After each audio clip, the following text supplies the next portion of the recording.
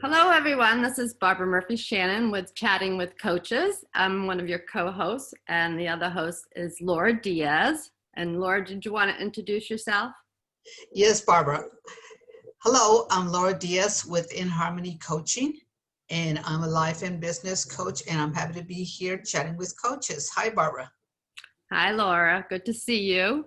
And I'm Barbara Murphy-Shannon, life and business coach as well. I have my master's in psychology, and I'm a breakthrough business coach through the same program that Laura is. So we're kindred spirits. So each week we get together to do this, and we come up with a subject that we think would be of interest to you. And so this week we thought we would talk about when you really want to do something, what you have to give up to actually have that. So what I'm saying is, what are you going to give up to have what you really want? Because going after your dreams usually costs you something. So Laura, do you have anything you want to start off with?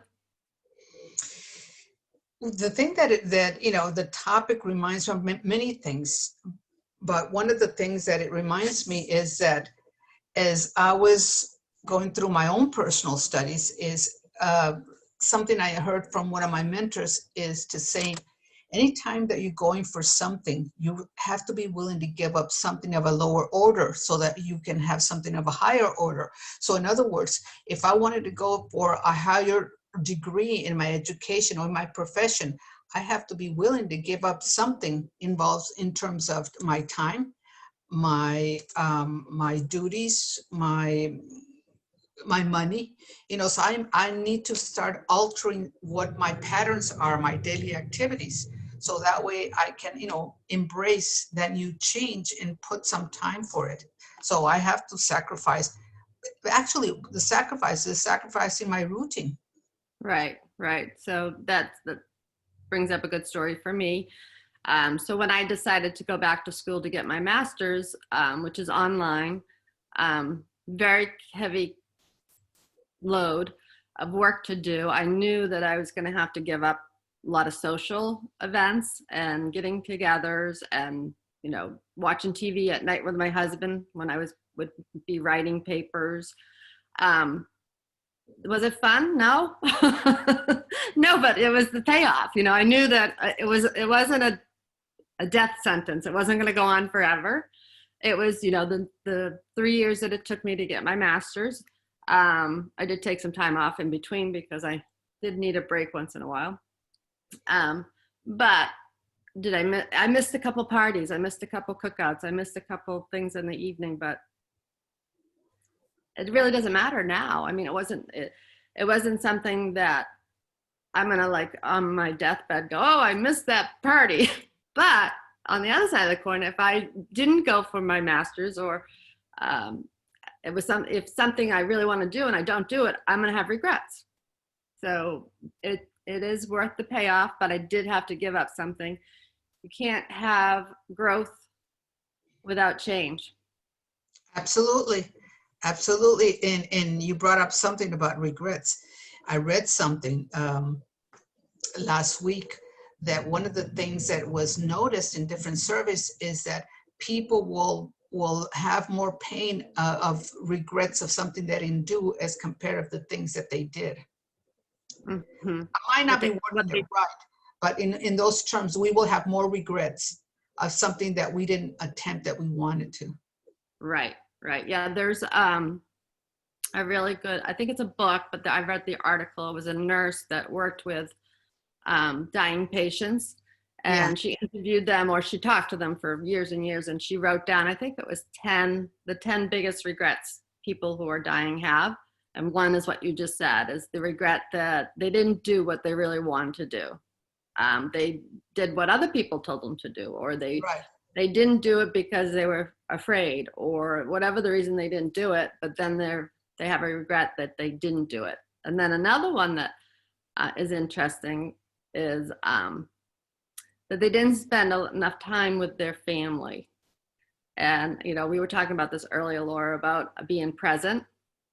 The world, there's so much noise and so much distraction. And it's really sad when you see like a family, we don't see them so much but now, but at a restaurant and everybody's on their phone. They're not Mhm. even talking to each other. You know, they're not I even know, I'm so interacting. surprised when I see that. I'm going, what are they, what's happening here? Right. I mean, they are missing opportunities, and you know, time, you can't, it's not renewable, you know. So today's November 12th, 2020. We're never going to get back there again. So if you're having time with your family or friends, you know, put down the phone, shut off the phone, be present. I mean, I know it's easy to get distracted, especially if you're an entrepreneur and that's, you know, one of your tools. But it also is a role model for your children. Like if you put the phone down, maybe they'll put the phone down. Oh, absolutely. I remember when I was working as a team manager, and all the team managers where I worked had their own private office because we were managing a team, and there'd be moments I needed to have private conversation with people that I supervised. When I first, that was the first time that I had a cell phone. And of course, I had my cell phone on the back of my office. When it would ring, I wouldn't answer it. Or even my phone in the desk, when it ring, I would not answer because I wanted to be present with the employee that I was having a conversation with. And they were surprised at times why I didn't want to choose to answer the phone. I said, no, because I'm present right now with you. The fortunate thing is that we do have voicemail. I can always return the phone call because right now Right, I want to focus on what we're talking about and get this done.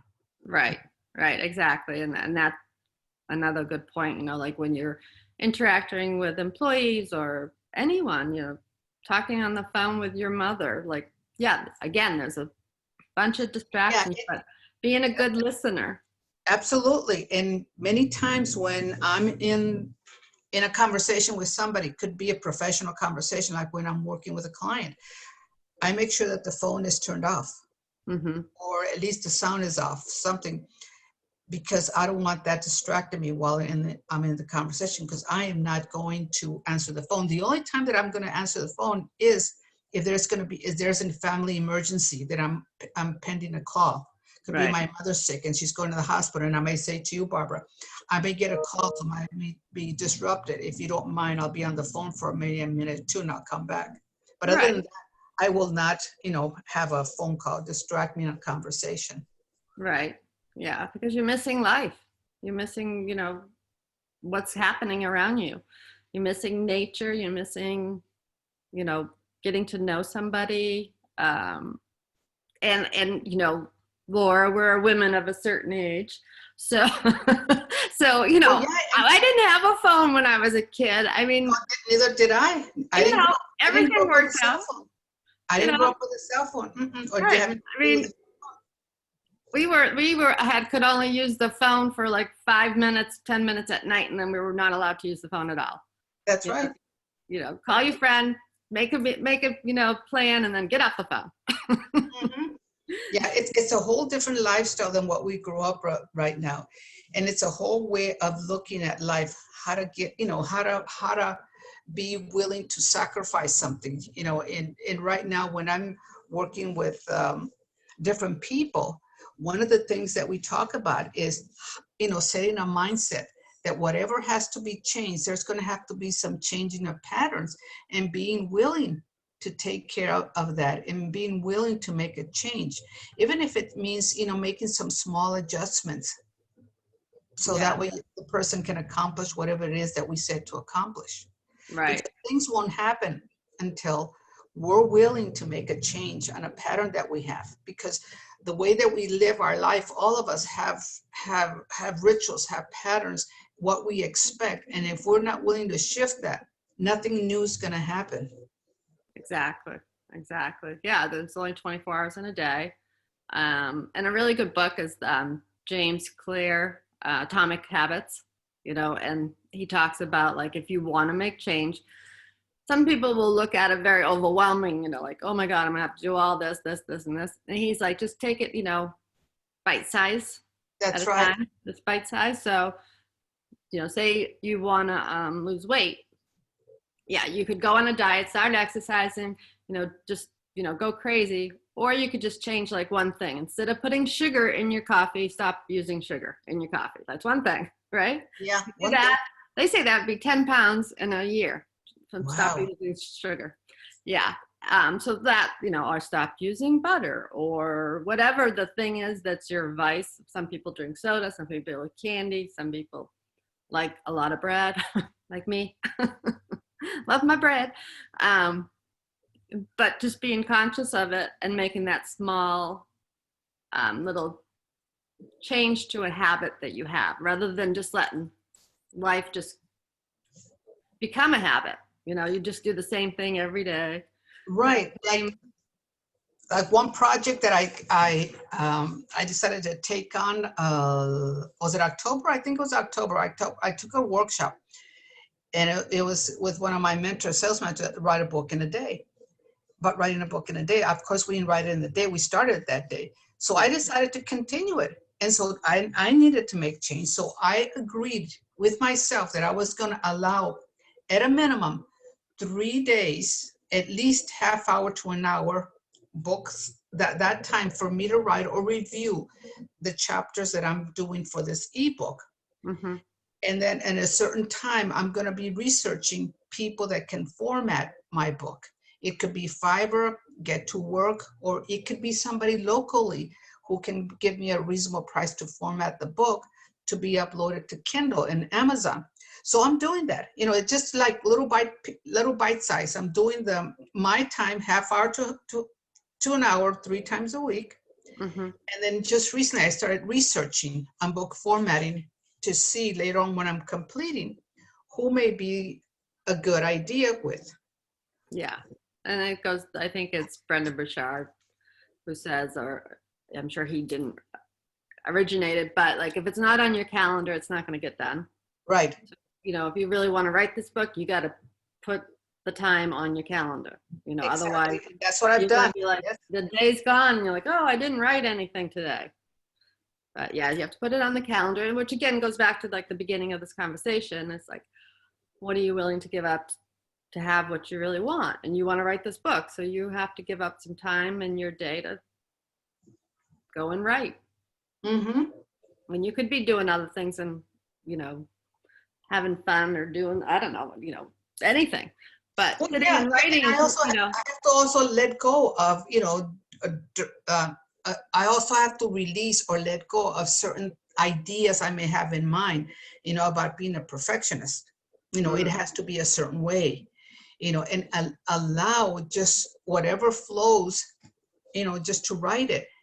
And of course, I have a friend who's willing to work with me because she's an English teacher. So she says she would proofread it and edit. So at least it helps me. But I figured whatever comes through this book is going to come. And I'm not going to hold myself to a certain perfectionist standard that it has to be a certain way. So I have to release that. Right. Yeah. And, it's also like last night, I was invited to meet with some other entrepreneur women that just to chat at this restaurant, and it was late. It was like 7:30. I'm usually like in bed by then now. I'm not, and I'm like, oh, 7:30. I was like talking myself out of it all day. Like, oh, no, it's so late. I don't know if I really want to go. It'd be nice. But so I forced myself because sometimes you got to do that. Yes. No, you need to go. There's going to be 5 other women entrepreneurs. I'm sure it's going to be a great group. And it was amazing. It was That's amazing. Like 2 were authors, and they're same thing. I'm writing a book too, everybody. And they're like, we'll help you. I'm like, great. And then it was just such a great group interaction, and I'm so happy I went, and I'm so happy I forced myself. So sometimes you just got to force yourself. Like even us doing this more, even us doing this. I mean, we're not TV personalities or, whatever you want to call it. And every time I get on here, I'm like, okay, just got to go with it. It's not perfect. Never going to be. That's right. But like I wrote in a post today. Oh, I wanted to tell you this, and I'll tell the people are watching. So last time we talked about mindset and, feeling good enough and, limiting beliefs, negative thoughts. And I had someone reach out to me and said, that's exactly what I needed to hear today. And I was like, okay, that's why we do this. That's One wonderful. person, if we can like impact one person's That's life wonderful. for the positive, then it's all worth it. And so hopefully we are helping all you guys who are watching. And that's our goal, is just to, be of service to you. And That's right, because you never know who we're going to reach with something that we didn't even think too much about, but it was important for us to talk about that really right, made a difference to someone. Yeah. exactly. So I think it's about 15 minutes, if I'm correct. I put my glasses on. Yes. Put my glasses on. Um, so thank you everybody for tuning in. I don't know if it's tuning in, but those old words we say. But so what are you working on right now, Laura? Maybe the folks watching would like to know. One of the things that I'm working on right now is a 5-week course called From Uncertainty to Confidence. And it's on my webpage at www.inharmonycoaching.com/groups. And it's a 5-week course on mindset and some of the principles of reinvention, talking about change. What are we willing to give up? And we're talking about different principles of what do we need to reinvent ourselves to be a better version of ourselves. So if anybody wants to talk to me about this or look into my webpage at www.inharmonycoaching.com/and group programs, come visit us. Yeah, I'm looking at starting on Friday, November the 20th, which is a week from this Friday. Great, great. And what I'm working on is with Black Friday right around the corner, I decided to do a Black Friday giveaway that anyone can enter. You can go on my website, which is barbaramurphyshannon.com, or any of my social media outlets. So Instagram, it's Barbara Murphy Shannon. Facebook is BMS Coaching USA. But you can go anywhere, any of those spots, and you just click and enter, and anyone can enter. And I've got some really cool, wicked cool, groovy prizes to give out. Not only coaching, there'll be coaching that will be offered, as well as some really great merchandise. So again, barbaramurphyshannon.com, you can just click on there, enter, and the more entries, of course, it's one of those, the more entries you put in, the more chances you have of winning. So that's it. Well, thank you, everyone. I appreciate your time. You want to say goodbye, Laura? Bye, everyone. In Arizona.